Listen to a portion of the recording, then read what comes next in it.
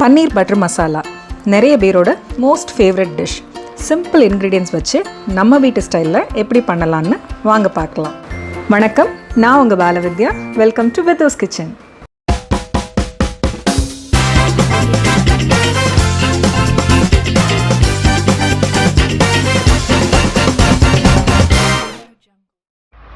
தேவையான பொருட்கள் எல்லாம் ரெடியாக இருக்குது. ஸோ ஸ்ட்ரெயிட்டாக குக்கிங் ஸ்டார்ட் பண்ணிடலாம்.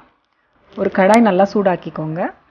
அதில் 1 table spoon butter, 3 table spoon oil நல்லா சூடானதும் 1 டேபிள் ஸ்பூன் சீரகம் போட்டு அது பொரிஞ்சதும் 10 முந்திரி லைட்டாக சாட்டே பண்ணிக்கோங்க. ஒரு பச்சை மிளகாவை 2ஆக கீறி வச்சுருக்கேன், அதையும் சேர்த்துக்கலாம். நான் 2 பெரிய வெங்காயம் கட் பண்ணி வச்சுருக்கேன், இப்போ அதையும் சேர்த்துக்கிறேன். சேர்த்துட்டு நல்லா கிளறி விடுங்க. அது கூட 1 டீஸ்பூன் இஞ்சி பூண்டு விழுது அதையும் சேர்த்து பச்சை வாசனை போகிற மாதிரி நல்லா வதக்கிக்கோங்க. கூடவே நம்ம கட் பண்ணி வச்சுருக்க 2 தக்காளி, வெங்காயத்தை விட தக்காளி கொஞ்சம் கம்மியாக தான் இருக்கணும் அளவில். ஸோ மீடியமான சைஸ் தக்காளியில் 2 எடுத்துக்கோங்க போதும்.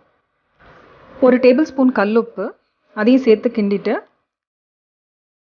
1/4 டீஸ்பூன் மஞ்சத்தூள், 1/2 டீஸ்பூன் மிளகாத்தூள், இது கூடவே 1 டீஸ்பூன் காஷ்மீரி சில்லி பவுடர், இது கலருக்காக சேர்க்குறோம்.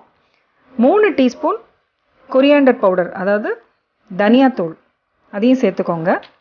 1 டீஸ்பூன் கசூரி மேத்தி, காஞ்ச வெந்தயக்கீரை இருக்கு இல்லையா, அது எல்லாம் சேர்த்து கிளறி விட்டுட்டு கொஞ்சம் தண்ணி சேர்த்து நல்லா கலந்து மூடி வச்சு ஒரு 5 நிமிஷம் மீடியம் ஹீட்டில் வேக வைங்க. 5 நிமிஷம் ஆயிடுச்சு, ஓப்பன் பண்ணி பார்க்கலாம். போதும், தண்ணி வத்திருச்சு, பச்சை வாசனை போகிற அளவுக்கு வெந்துருச்சு. இப்போ இதை ஒரு மிக்சர் ஜாருக்கு மாற்றி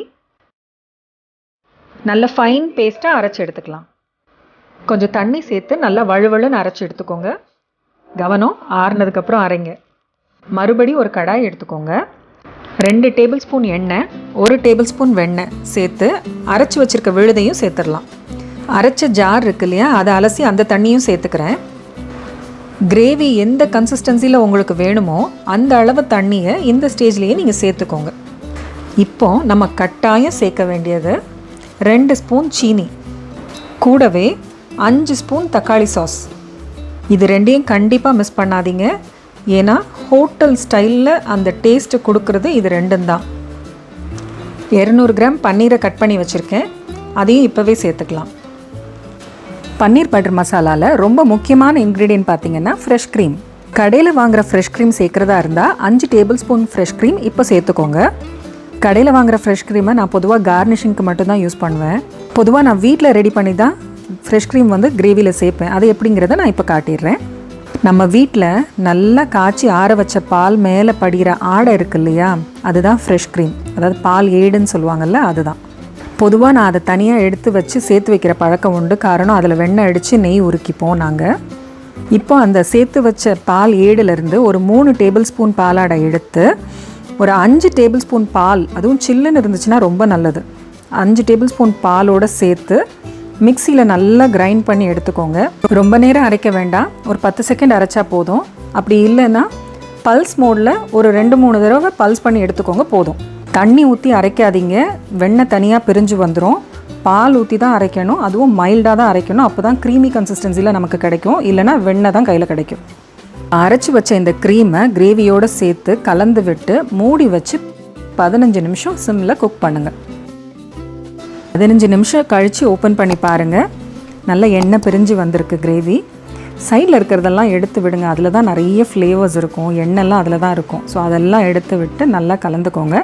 ஃபைனலாக இறக்குறதுக்கு முன்னாடி 1 ஸ்பூன் கசூரி மேத்தியை, அதாவது வெந்தயக்கீரை இருக்கு இல்லையா, காஞ்ச வெந்தயக்கீரையை கையில் நல்லா க்ரஷ் பண்ணி போட்டுக்கோங்க.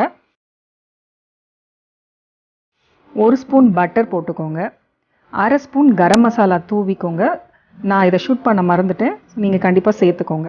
சேர்த்து நல்லா கலந்து விட்டுட்டு இறக்கிடலாம். இதை இப்போ ஒரு சர்விங் டிஷ்க்கு மாற்றிக்கலாம். என்ன தான் டேஸ்ட்டாக இருந்தாலும் பார்வைக்கு அழகாக இருந்தால் தானேங்க சாப்பிட தோணுது. ஸோ கண்ணுக்கு அப்பிடைசிங்காக இருக்கிறதுக்காக கார்னிஷ்க்கு கொஞ்சம் கசூரி மேத்தி, கொஞ்சம் பட்டர், கொஞ்சம் அமுல் ஃப்ரெஷ் க்ரீமை அங்கங்கே அப்படி ஸ்லைட்டாக ட்ரிசில் பண்ணிடலாம். இப்போது உங்கள் பன்னீர் பட்டர் மசாலா ரெடி. பார்க்க பெரிய ப்ராசஸாக தெரியலாம், பட் செஞ்சு பாருங்கள். கண்டிப்பாக சிம்பிளாக இருக்கும், டேஸ்ட்டும் சூப்பராக இருக்கும். நான், சப்பாத்தி, சோளா பூரி, பூரி எல்லாத்துக்கும் இது சரியான காம்பினேஷன். கண்டிப்பாக ட்ரை பண்ணி பார்த்துட்டு எப்படி இருந்துச்சுன்னு கமெண்ட்டில் சொல்லுங்கள். பிடிச்சிருந்தா லைக் பண்ணி, ஷேர் பண்ணி, சப்ஸ்கிரைப் பண்ண மறக்காதீங்க.